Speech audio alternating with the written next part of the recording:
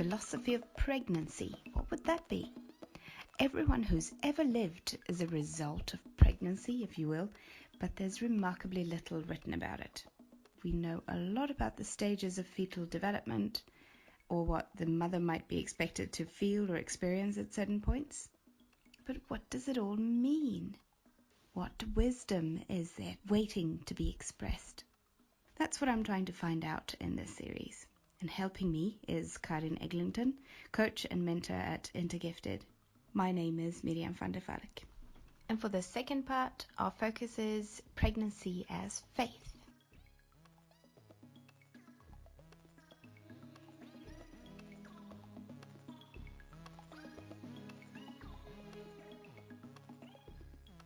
So something's happened since our last recording. Something. Just something. Yeah, a little thing. I'm not pregnant anymore. Yeah. Because the baby came 3 weeks early, very quickly. She was in a rush to get it. Yeah. So would your due date have actually been around now? Yeah. That was on Friday the 13th. That was the due date. Isn't that funny? Yeah, that's very funny. And she escaped it by a large That's margin. Why. Yeah. She heard you. She's like, I'm not being born on Friday the 13th. Yeah, she got it. She had it all planned because one of the things that I've put in my notes for today, today's episode, Pregnancy is Faith, is that the baby is the one who creates the placenta and sets in motion its own birth. Isn't it? I just said, agency so early on. Yes, it is. And it's, I think it's so cool. I've talked about it so many times already, but every time I mention it, it's like something is triggered in my mind. I just think it's mind-blowing. And so do you want to talk more about it? Like, say why it's so mind-blowing? It just became, it was so obvious when this little daughter was born, because it came right after I had had a fever for 5 days. And it was sort of, these 5 days started off being me being very worried that something was wrong, or that the baby would die. You know, I'm always taking things to up to 11, so to speak. But then as I sort of was more and more sick, I started to think, okay, this is nothing I can do. At the moment, I have to just be in this sickness and trust. So it's very pregnancy is faith. Yes. Yeah. And faith that she would choose her. Well, I don't know. You didn't know that before. You found that out later. That she would be the one choosing her own timing. Yeah, I don't remember, but because I don't remember when I heard that. It's all muddled up. I'm also I don't know anything about time anymore. I look at the time, and then suddenly 2 hours has passed, and I'm like, when did I look at? Because I also have to keep track of feeding times a little bit at least. Yeah. But I never know. Was it 4? Was it 6? What time is it now? It's I have never been this confused. I see. Yeah. That's the phase you're in, and that's it's a special space. It's like an in-between space. Yes. Yeah. I was wondering, I mean, I have a few thoughts, but I was wondering if we could actually talk about the word faith first, because it's such a loaded word. Yeah, that's very good. That's how you would do it if you were a disciplined philosopher, which I am apparently not at the moment. But you start by defining the words you're going to use. Exactly. Yeah. Thank you, Karin. You're welcome. I'll be the voice of reason today. Good. We need one, and it's not going to be me. Okay, so what are your thoughts on faith? Faith is the maybe simply put, it's this other power or something. The sort of what I can't. It involves concepts like surrender and like diminishing the ego, things like that.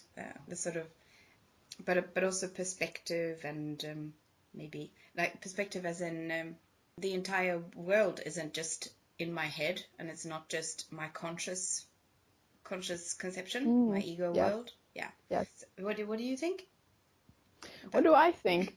I have an interesting relationship with the word faith mm-hmm. because, well, I grew up in a very religious country, first of all. Yes. But Doesn't also, mean that there's a lot of faith though, right? no, there doesn't, but there's a lot of talking about faith. Ah. It's like, not that anybody has it, but there was a lot of talking about it, and that you needed to have it, and therefore it just became a stand-in for anything. Ah.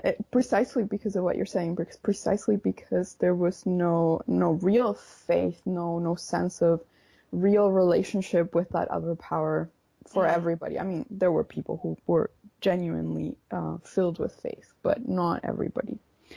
And so then I came to a completely different country and engaged in a completely different spiritual activity, which was shamanic in nature. And there, one of the teachers used to say that faith, I mean, it was just his own definition, it was completely idiosyncratic, but he used to say that faith was different from trust because trust could be blind, but faith is something that you have when you already know that there's somebody or something on the other side. So it's like, it's not blind trust. And I Very thought good. that was really interesting and weird way of putting it. But that's very nice. That's very nice. I was thinking about it when I was talking earlier.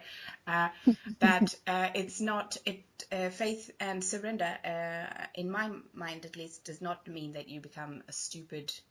Right. Yeah, stupid someone who doesn't think at all anymore. You know, this Yeah, is it's not like a blind surrender. follower. Yeah. And so it's really interesting because when we talk about pregnancy, of course, there's a tried and true process Yeah. happening over millions of years, perfected process. Yes, the baby will come out. Yeah. That is one thing we know. You have good chances. Yeah.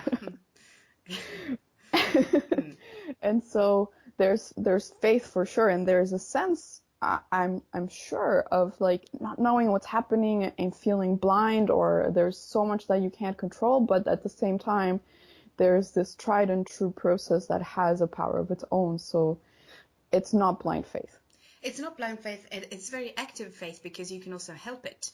You know, there are certain, like you can do these movements, or you can exercise for 5 minutes every day also during your pregnancy. Things will be a lot easier, and I know because I did this time and I didn't in my other pregnancy 10 years ago.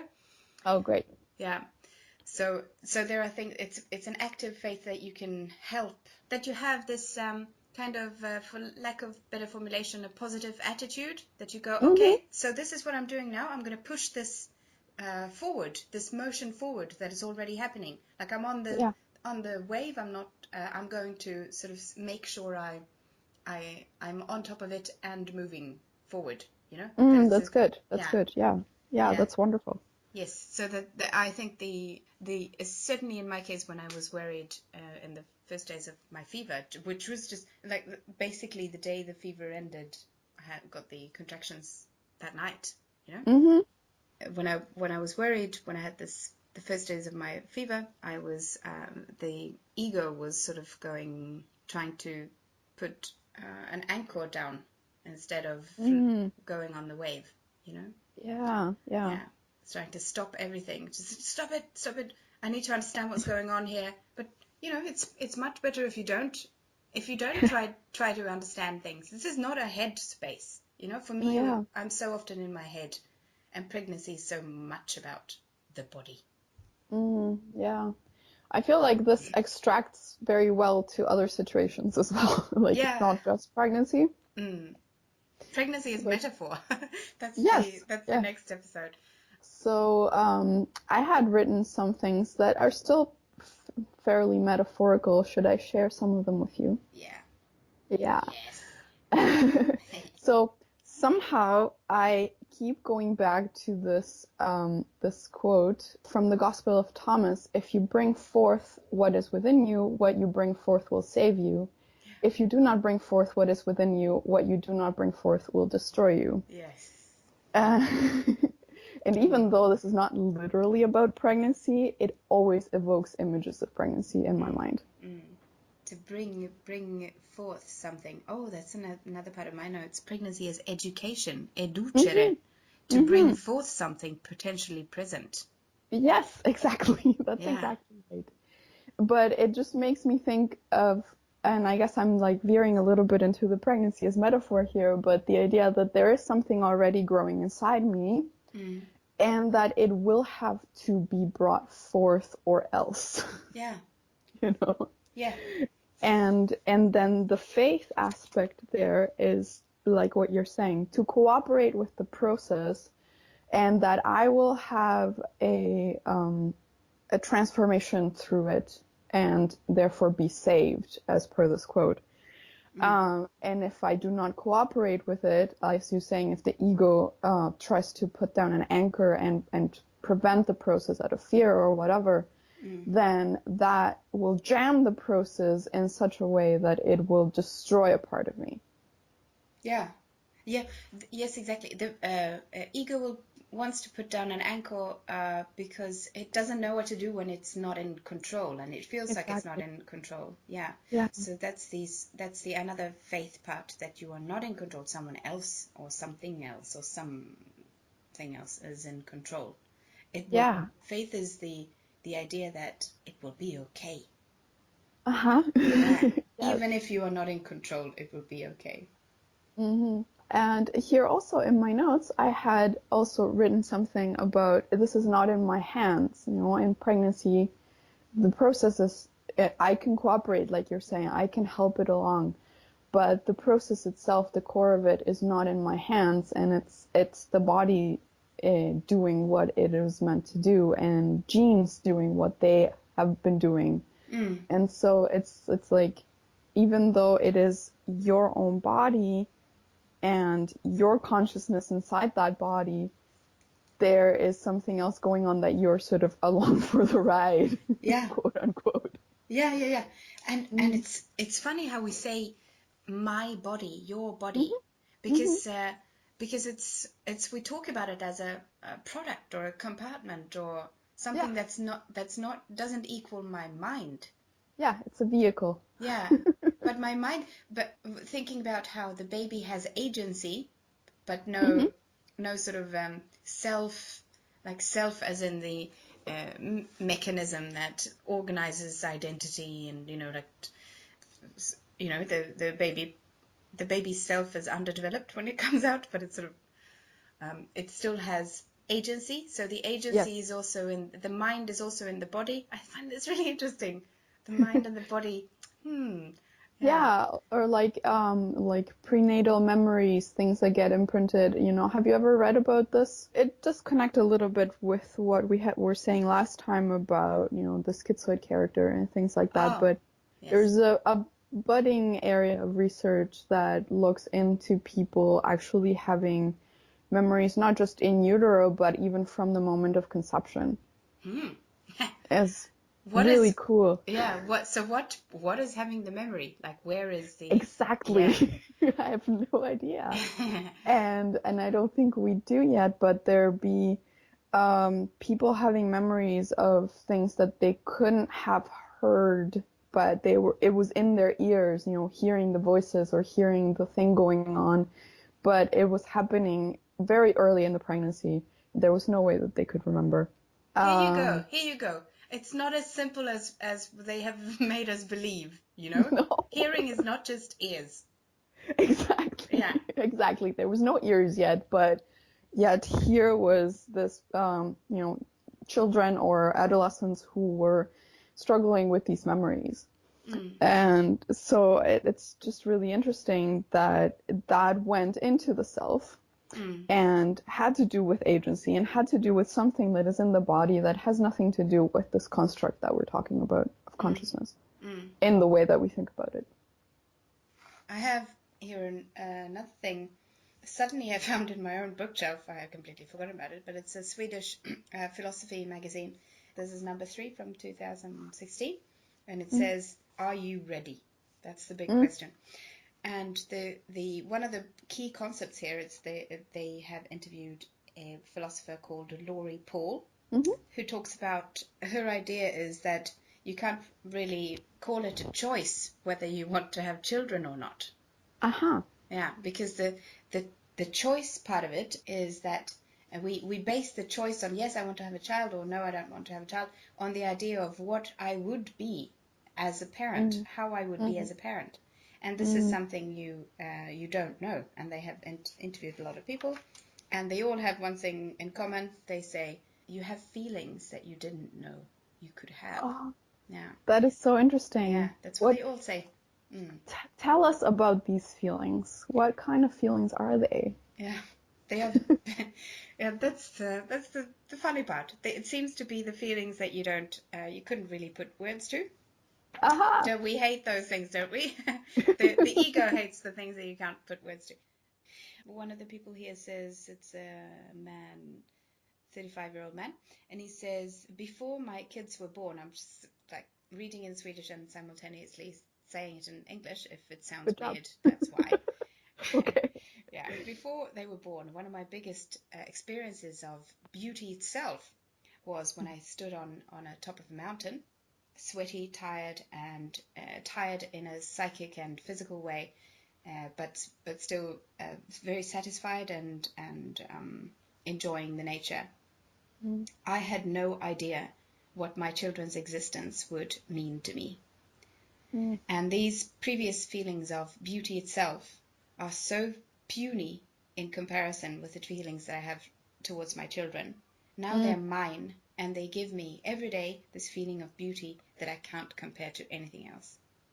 Oh, wow. Yeah, and this is what they all seem to say. These feelings, and then they compare it to something else that they used to think was very big. And they say it's not like that anymore. But they all have variants of can't put words to it. It's unspeakable, etc. And this is also how I feel about the actual birth giving, because already now it's only been 3 weeks, and 1 day, and already now it's like I can retell the story of how it happened and when and what times, but it's like I'm sort of recounting this farce that I have seen on. I know that it was me, but it's not like I know that it really hurt. I know that I remember saying like, oh yeah, like I told my friend, yeah, I kept saying to the nurse, I don't think I can do it. I don't think I can do it because it hurt so much. And she said, oh, of course you can't, because I was expecting like 10 hours of pain, and it was way less than that. Oh, wow. Yeah, but the way I don't remember it in my body like I remember when I try to, if I tell someone what it's like to have a migraine, I cringe a little bit, and I go like, oh, it's like the memory of the pain is in my gestures, and you can really feel that if you look at me, you can know that I hate migraines, and I'm really fearful of having one again, etc. But this is sort of, I can tell the story like I'm like, oh, it's quite crazy. So this is also experiences that you don't have words for suddenly. Yeah, I hear you. Wow. And having not had that experience of birth myself, I will not know until I do. Yeah, exactly. Yeah, and then you'll forget apparently. Yeah, which is why we're doing this. Yes. Yeah. Oh, that is fascinating. It's just fascinating because it's like a secret club, but once you're in the secret club, you forget what it's like to be in the secret club. Yeah, and you forget that it is a secret club, and you just go and you don't even notice. I remember when I had my big daughter 10 years ago. I remember one day I took the bus to the city. Did I say this last time? Stop me if you have heard this before, and I'll edit it out. But Okay. I was in the bus, and I looked out, and I saw this woman with like 3 kids in various ages, and I just thought she did this 3 times. Wow. No, you didn't say that last time. Oh, good. Yeah. I also have a colleague at work, and she has 3 kids, and I told her that I was like, the first time I met her, and she said, or the first time we talked about it, she was like, no, I have 3 kids in these ages, and I'm like, 3? you gave birth 3 times. You've given birth 3 times. Like I couldn't really believe it. And she just giggled. Just like, yeah, I did, and so did she. Pointing at another colleague. And my grandma had 10 kids. Yeah. Like doing this 10 times.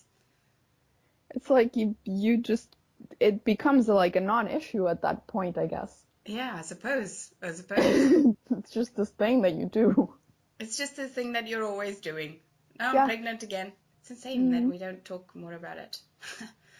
Absolutely, especially like that you're bringing up those feelings, those unnameable feelings, because I think they're missing from the conversation, probably because they're so hard to articulate, but still they deserve a place, I think. Yeah, they deserve a place. And I just recently read about these happiness indexes, and now Finland is the world's happiest country. They passed Denmark from last year, or whatever. These indexes that pop up in the news sometimes. And one of the things they usually ask in these happiness indexes is whether you have a child or whether you have small children. And usually there's a correlation between being unhappy and having small children. Probably because you feel like a bad parent a lot of the time because you're screaming and shouting and they don't listen to you. But I'm joking. But yeah, the other side should not be forgotten. Yeah, exactly. That's exactly right. It's just being portrayed as children are hard, you're gonna mess them up somehow, and they take away your free time. Yeah, exactly. They take and it's work, and you'll fail at it. Yeah, exactly. It's not so rewarding, and they might hate you in the end anyways. Yeah, exactly. Yeah, they'll hate you. They'll leave you. You won't sort of get to reap the rewards of your hard work or whatever. You see what I'm saying? Like it's not a normal project that Yeah. you do. Yeah. Yeah, that's very interesting. What your words bring to mind right now is is kind of directly related to pregnancy and also much broader than that, which is the whole process of attachment. And I'm very, very interested in the topic of attachment and attachment disorders and so on, because I see it in my work a lot. And I see people who maybe don't know that they have issues with attachment. And just recently I was watching a video explaining the process of rupture and repair. So basically the idea that in any given relationship, we will have moments of not getting along or not understanding each other or missing the cue so that we can't be there for the other. And in an ideal situation, we have repair afterwards where we, come back together and explain what happened and get closer together for having had that rupture. Yeah. And so I was just thinking about the faith aspect of that and looking at it from the perspective of birth, which in a way, I don't know, it's at least has been portrayed in popular culture a bit that way, that the baby is safe and warm and comfortable inside the womb, and then all of a sudden has to go out into the harsh world. And that's like the ultimate rupture. Oh, yeah. Yes. Yeah. Lacan and some other psychoanalysts would agree. Yes. Yeah, well, that's where I was thinking about. And so the faith happens in the hope or the possibility that after this giant rupture there will still be togetherness, there will still be attachment, there will still be bonding with mom, and there will still be nourishing on the other side and safety and so on. So it's like I was in the ultimate safe space and I had to come out, and it is this harsh, unwelcoming space probably, but there is a faith that there's somebody there on the other side for me, which is in your case, you. Yeah. With this little baby, I think she was done with being in the safe space in the womb, and she wanted to continue on the outside. And it was funny enough. They also said that the placenta was quite small. So Interesting. I know.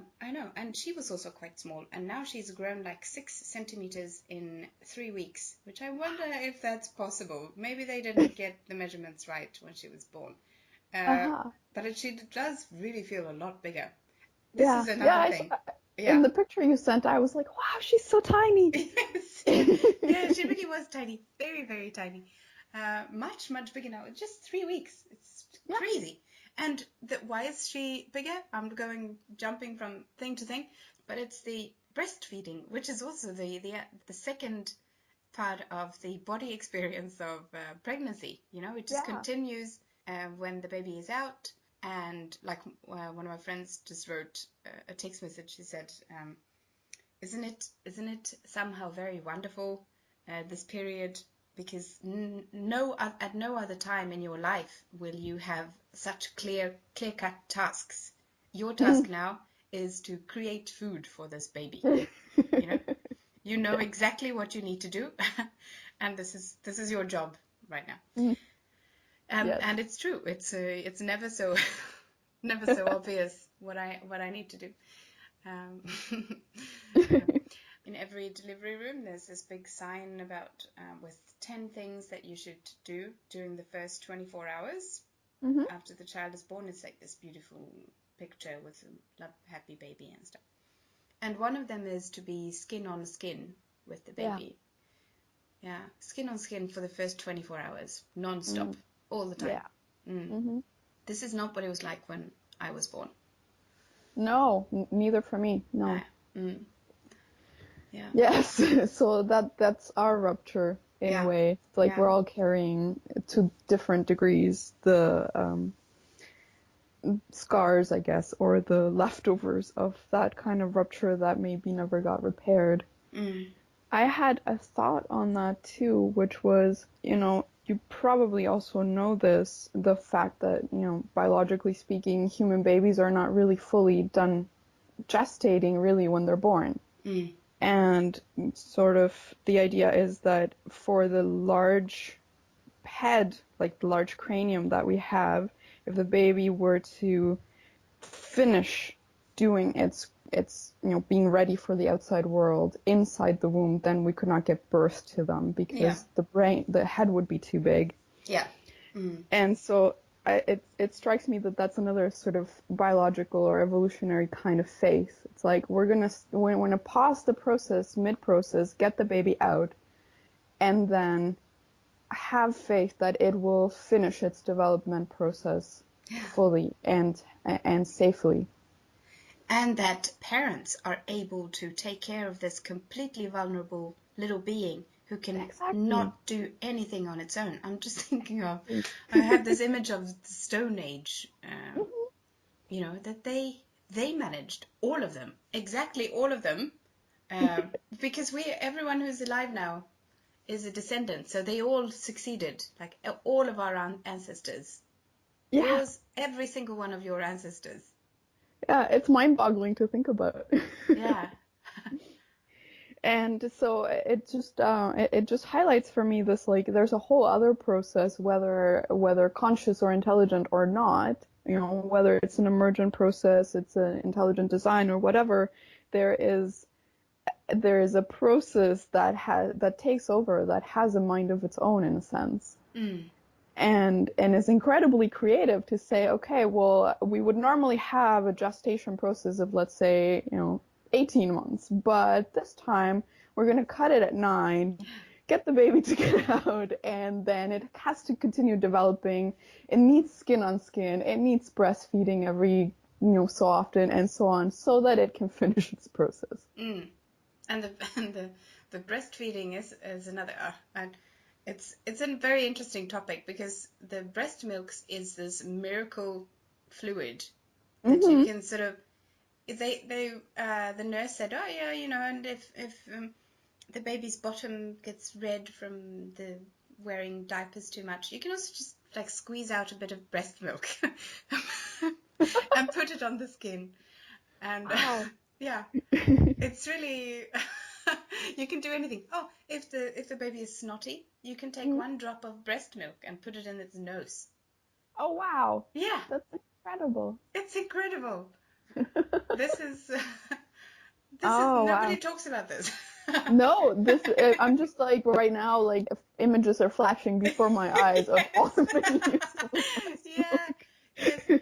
yes. This is the forbidden stuff in the world where, all woman is sexualized, and this is not what you do with breasts. They are for Yeah, egging the man.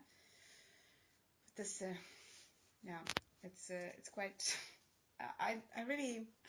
It's very, very good that we're having this conversation. I think it sort of mm, fits. Well, maybe I'll edit this out too, but it fits very well with the Me Too thing going yes, on, and yeah.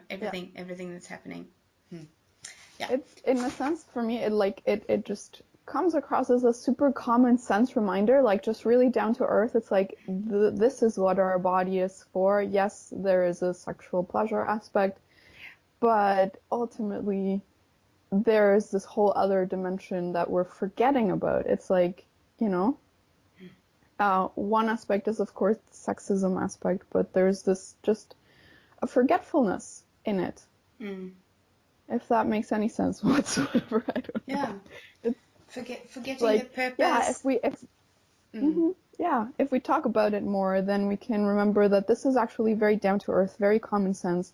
Yes, we make babies and we feed them with these breasts, and we make magical fluid that can keep them healthy and well. Mm. And this is what, this is the whole other dimension, and it's potentially way more interesting Mm. than, using boobs to sell things.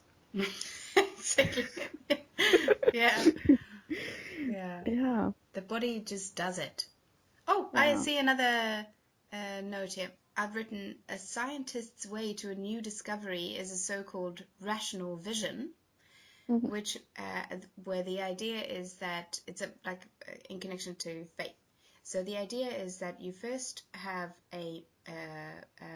as a scientist, you don't go about just testing anything blindly in the world and collecting the data. That would be Hmm. Hmm. unproductive. But you have an idea of like a question or something that you need to find the answer to, or something you wonder.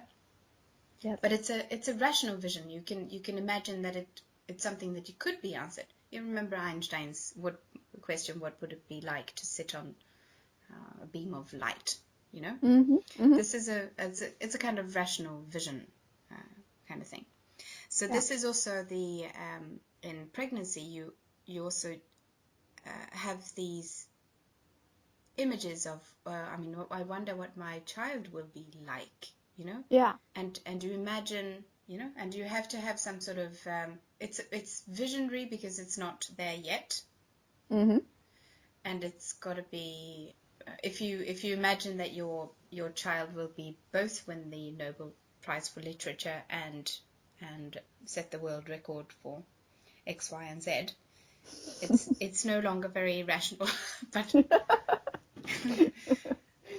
Yeah, yeah, I hear you. It's there's like there's again another sort of like it's a vision, but it has common sense in it. It has groundedness in possible realities and information from the past to inform the future. yeah. And the faithful aspect is that it's in fact visionary, that you Yeah. that you have made an attempt to like it's creative. You've made an attempt to create a future. It's Yes. all of pregnancy is obviously very creative. And it just makes sparks in my mind this saying that I've heard many times in relation to Native communities in the Americas who talk about doing something for the sake of the next 7 generations. Mm. The And next 7. yes, Mm. yes, the next seven. So the idea or the ideal, the way that I have been explained to, is that when you have a big decision to make, whether in your personal life or as a collective, as a village, as a tribe, whatever, you you think about what the possible consequences will be for the next 7 generations, and so there, to the best of your ability to imagine what's going to happen in 7 generations, Mm. you make the decision based on that. Mm. And so it it connects for me what you're saying, the idea that you creatively, you become pregnant creatively and imagine a future for human beings. And this is, and this is your part in contributing to that future. You will not only have a baby, you will raise that baby to the best of your abilities. So that's, that is a very different kind of faith, in the sense that it doesn't leave everything to chance per se, but it's this faith. Yes, it's a co-creative process of, okay, I don't know what's going to happen in the future, but here are my skills, here's my commitment, here's my determination, and I will stand by that future at every step. I will stand by that future. Very nice. Here is a quote from Eric Fromm. My faith in myself, in another, in humankind, in our capacity to become fully human, also implies certainty, but certainty based on my own experience and not on my submission to an authority that dictates a certain belief. Blah, blah, blah. The Hebrew word for faith is emunah, which means certainty. Amen means certainly. Isn't this nice? It's Amen. perfect. Yeah. So, may this happen, certainly, Yeah. And this is also to become fully human. I think I've just recently read a book on this PAC method, this parent, adult, child, and how you relate to other people as an adult, because in this model the parent voice is kind of like your like the Freudian superego voice. Yeah, the nasty one that tells you you're doing things wrong and this is the way it should be, So so this is for after pregnancy you become parent, but please not this kind of parent. I've noticed a lot of this nasty parent in myself lately. Not a nice experience, but very good to read a book so I can get over it and become an adult instead. Yeah. So this is another part of it. Now we have, and the adult aspect is also in every child. Obviously will become stronger. Maybe it's not very strong when you're a baby, but the adult aspect is the one that can talk about the thing at hand, instead of just being informed by your previous mental states with regard to this. Like you can say, for instance, you can ask someone, have you seen my keys, or where are my keys, or whatever. And there are different ways to respond to this, like as a child, or as a parent, or as an adult. So the parent would probably answer, why don't you keep track of your things? Yes. This is, again, you don't know where you put your keys. Or the child might say, I don't know. I don't want to have to think about where you put your keys. Yeah. And the adult would just say, no, I don't know where they are. Right. It's just like a factual statement. Yes, a factual statement, and where you are responding to what's actually being asked. So you've sort of made this. It's a very conscious way of understanding language too. You realize now we're in this language level of things. So we're exchanging words. We don't have to exchange our entire psychological history and all the things that have been hurting in me since I was a child.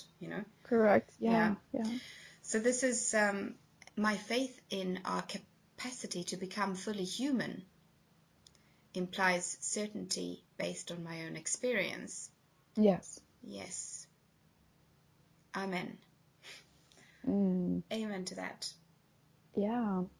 And so is the connection that you're making related to the faith that a child will become an adult, and that it can work, that it can work, and that it will not be crippled by the negative parent?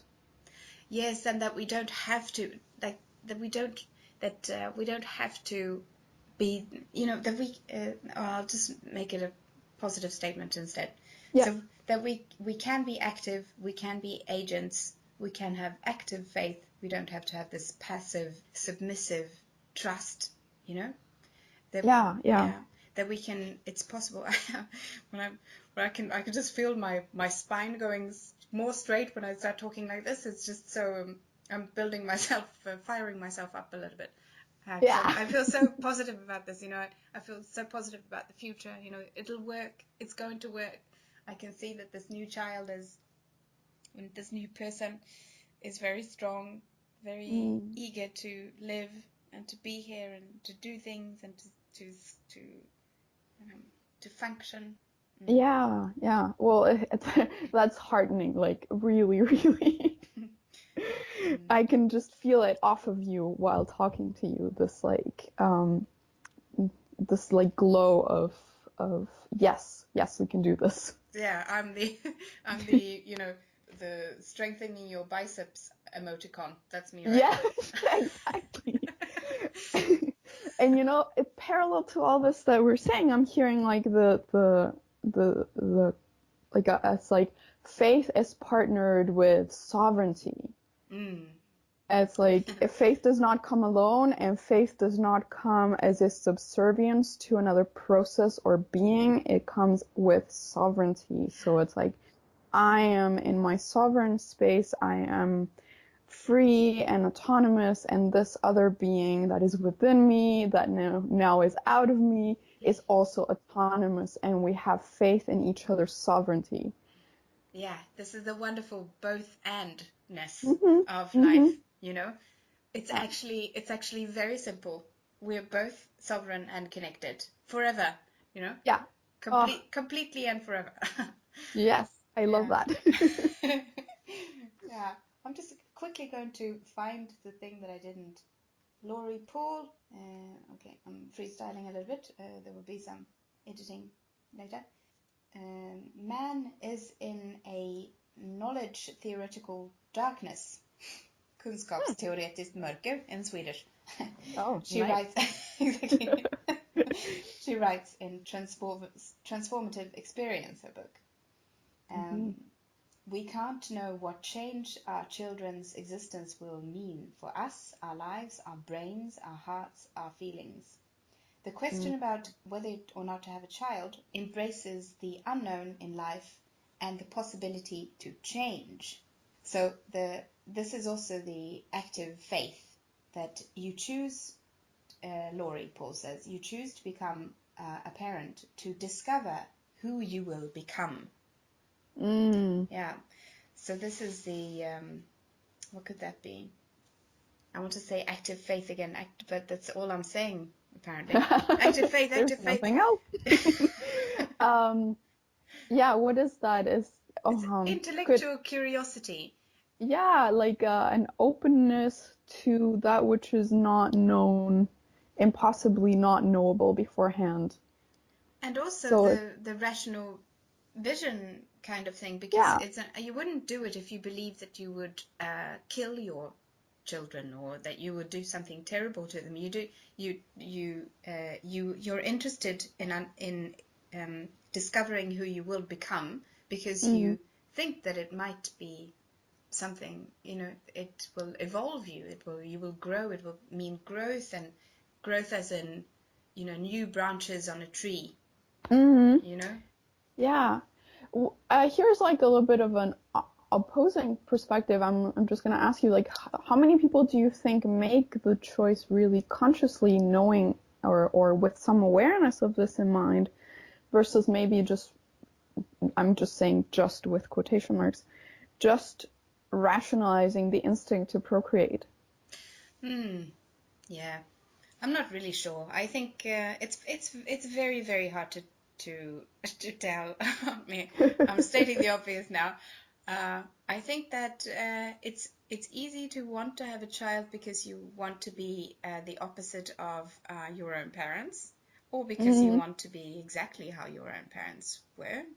So both of these reasons are not to do very much with the child, right, who's coming and who nobody knows, and who you will have to be flexible to accommodate for.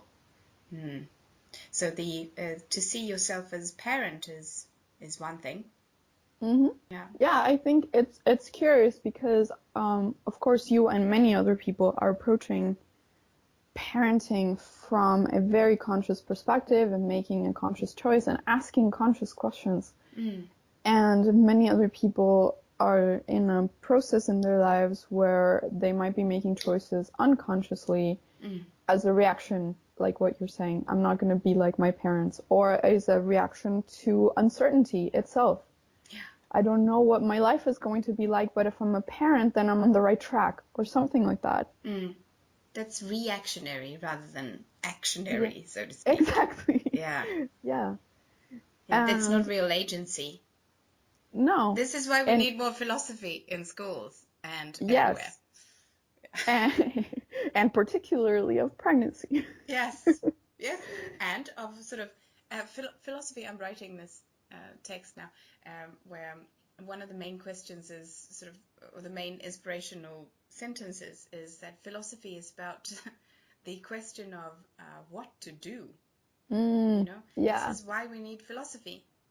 Yeah. Uh, Yeah, because it's been portrayed as just useless thinking yeah, in some places. for Yeah. to for people who have too much time, you know, Yeah. who have nothing really important to do, like getting food on the table, you know. Yeah. This like a rich white Western pastime. It's Mm. yeah, yes, yeah, Yeah. Well, that all just brings me back to the whole your sentence about pregnancy as education. mm. Yes, yeah. Philosophical practice is also education. You know, when I did my philosophical counseling course in New York, they Hmm. specifically told us to for tax purposes we should write it, we should call it educational practice, and not Ah, look at yeah, yeah, exactly, that. which is very nice. It's because as opposed to sort of therapy or something like that. Yeah. Yeah, therapy for the sane. That's what Lou Marinoff, my teacher, said. Oh, that's beautiful. Yeah, it's very good. Yeah. So it's like while in the experience of it being becoming not just bringing forth the child, but also bringing forth all the unconscious material in our own minds to understand what it is to be a parent.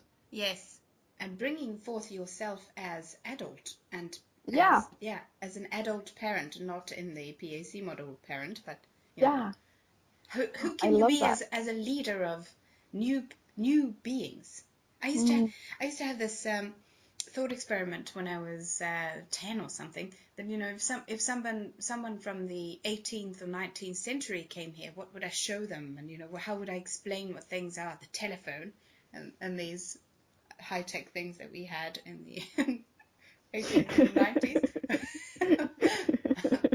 And but who would you be? Who would you be as a leader? And who would you be like as a teacher, as a leader, as a you know, like as a yeah. parent, as someone who helps these new beings understand how we interact with each other, what society is, and what societal rules mean, you know? Hmm. Like, Yeah.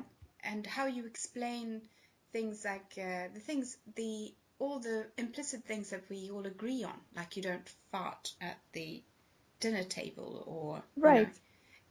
these yeah, how you explain why we do these things, and to make them conscious so that we avoid being these reactionary people who don't have agency and who wake up one day and say, oh my god, I'm 70 years old, I don't know whose life I've been living, you know, it I wasn't love mine. that. Yeah. Mm. Yeah. I love that we can look at it like that and that even such a simple viewing point shift Mm. can change the whole meaning of it Mm. from, parenting as authoritarian or as imprinting with things that aren't yours Mm. into a leadership of introduction to this planet. Yes, yeah, Yeah. and the superbly strong insight that the children are the future. Mm, yeah. They are going to do this. we need to give them everything we have to prepare them and to help them and to set the stage. Isn't that like just such a powerful also reframe of the way that society treats parents, particularly mothers? You know, it's like, of course, it has been said before, you know, being a mom is doing this, or being a parent is doing this, what you're saying, giving all the tools so that the child will be the adult of the future and do the best they possibly can on this planet. And yet it's by so many it's being done as a, you know, as a side job or as a thing that is, you know, like, I have my career and I have my kids on the side, and it's just I guess it doesn't feel like such an honored work position or leadership position. This is I'm glad you brought it up. Because you can also give your kids away to a nanny or whatever. You can avoid being with them quite easily and quite a lot if you like. I sound like I don't know. I sound like a sort of Christian Democrat who wants to. Yeah, but this is you know, it's very easy to get into that mode when you have a tiny little baby here, because I just want to be with her all the time. Not exactly all the time, but, you know, many, you know, not exactly this hour because I'm busy now talking to you. Yeah, and I'm sure there's something to be harvested there. It's like there's this, you know, in the first conversation we had, you talked about the honor and the mantle of, now I am pregnant, now I am a mother, and taking that in. And I feel like this is the next level of that. Yes, now I'm like the bird who hides the offspring under my wing. I'm like, oh no, there's nothing here. You know, predators? No, not at all. Nothing to see here. Go away, keep going. But really, I'm grooming her all the time, getting her the nicest worms. Oh, that's great. Although when you said that, I also pictured those fish that hide their offspring inside their mouth. Inside the mouth? Oh, yeah. Yeah. Yes. I'm that too. Yeah. I have other thoughts, but I don't know if they branch too far afield from the faith perspective. We can bring them back to faith. We can bring them back to faith.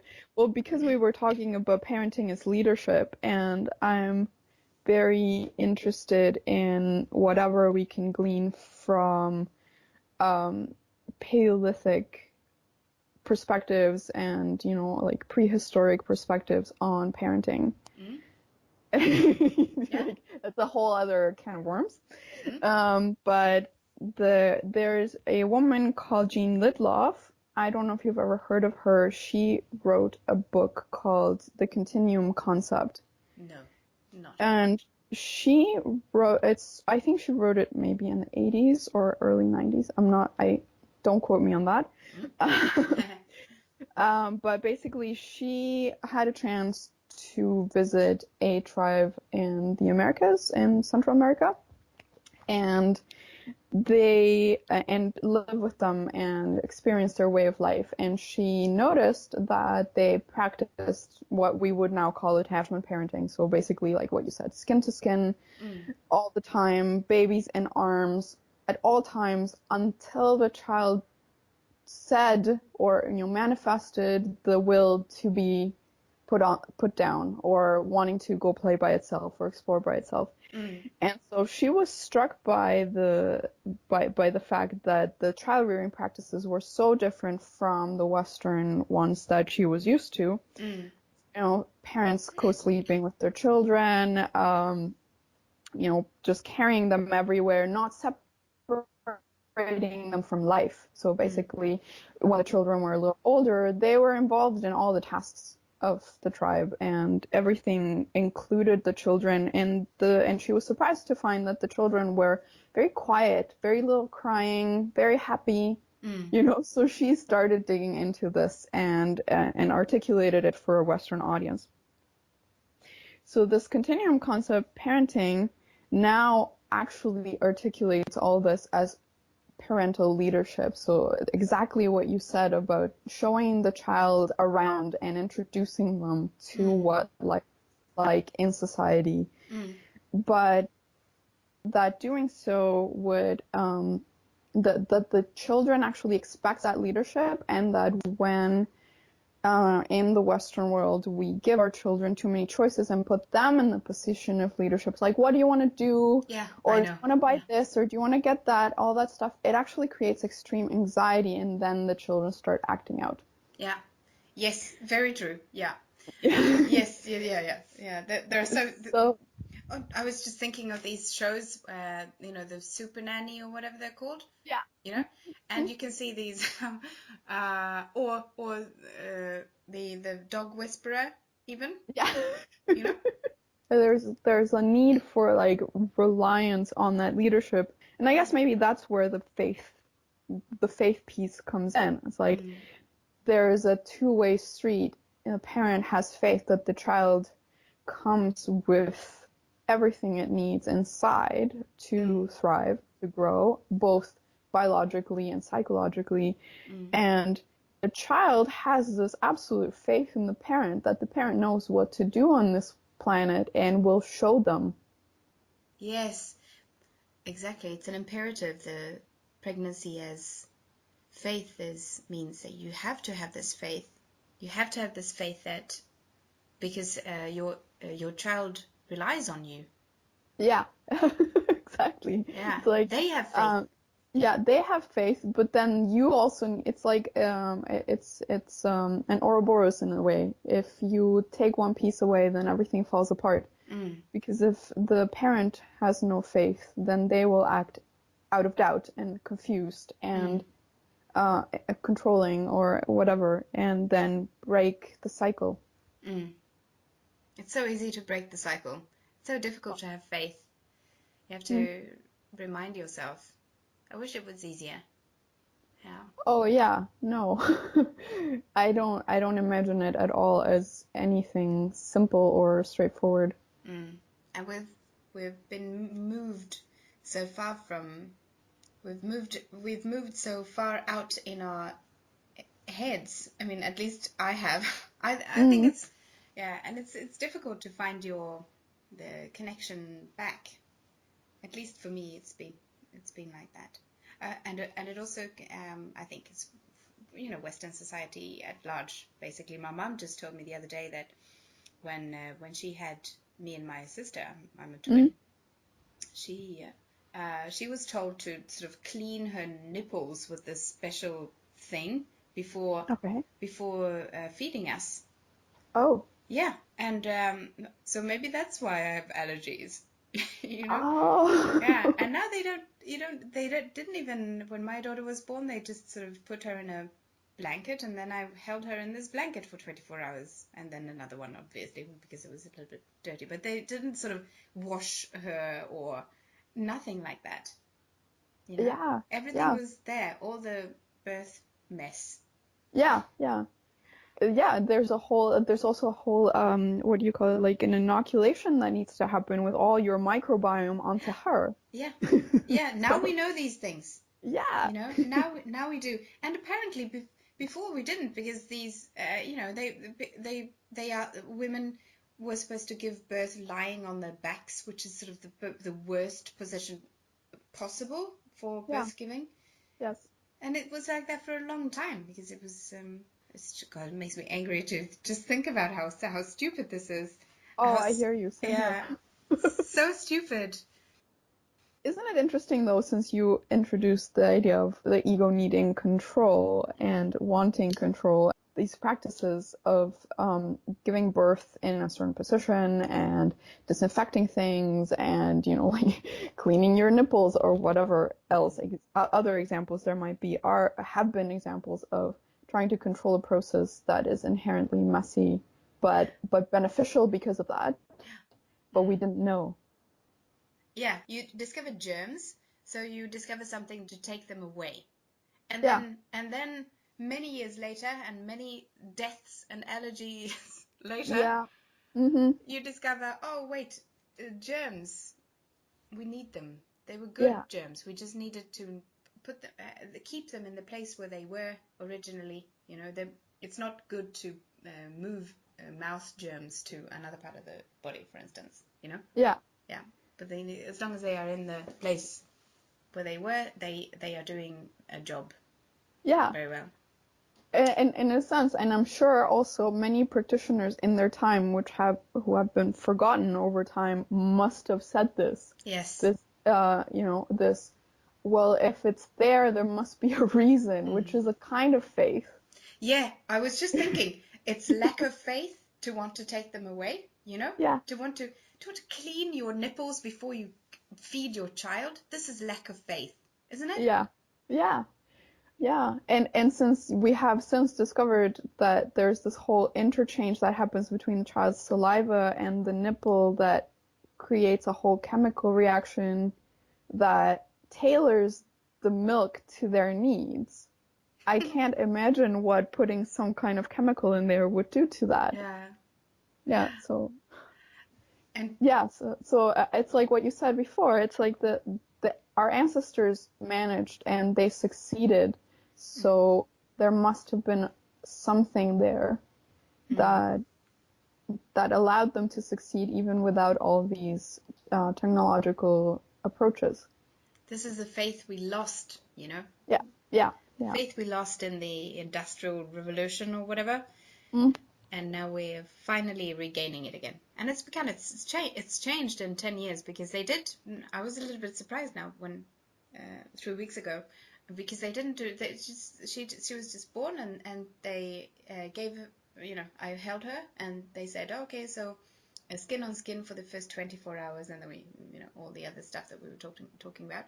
But 10 years ago, when my big daughter was born, they sort of took her away. They put her in there. They weighed her. They counted her toes and fingers. You know, in the instant she was born.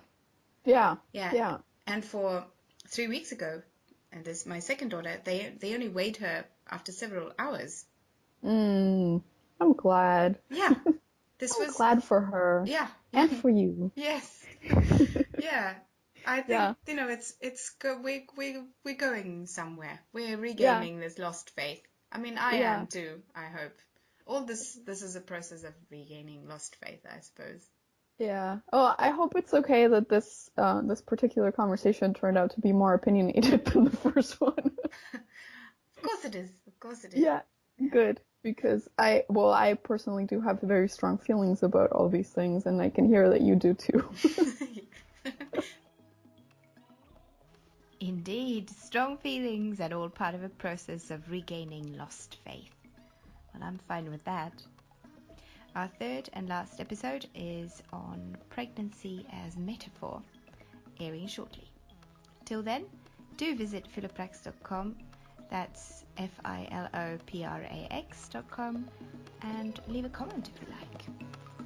Till soon then.